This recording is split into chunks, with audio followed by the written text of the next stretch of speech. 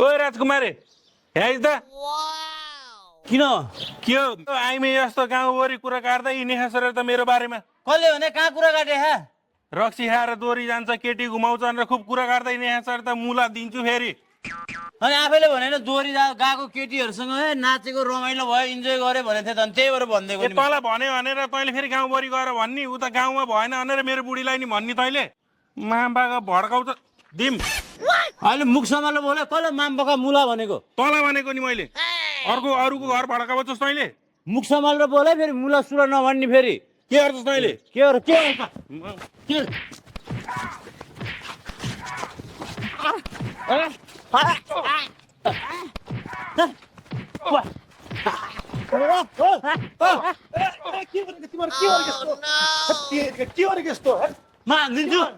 गाउँभरि कुरा काट्दै हिँड्दो रहेछ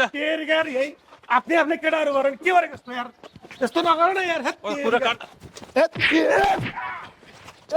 गाउँभरि कुरा काट्दै हिँड्छस् नगर न यार मामबाका भएन भनेर गाउँभरि कुरा काट्दा तैँले मलाई हानी छैन ओइ तिमी सब गर पक तल म भएन भनेर बुढीलाई पनि आएर कुरा लगाएछ तल पक कुन्द पक तलाई तँलाई जा कहाँ गएर के गर्न पर्छ जा गर के गर्न सक्छस् तैँले त्यसले सर छातीमा मुड्कीले हानेर सर यो मुटुभित्र पनि दुखे हा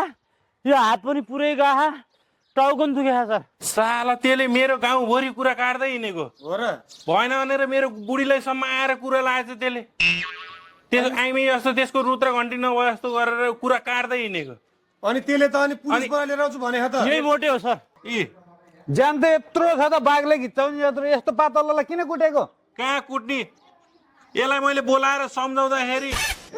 यसले पहिल्यै हाताले कुरा गर्दा गर्दै आफै झगडा गरेर पहिला हात हालेको तैँले मुख छोडेर मुला र सुला मामपाका र साम्पाका भने होइन पहिला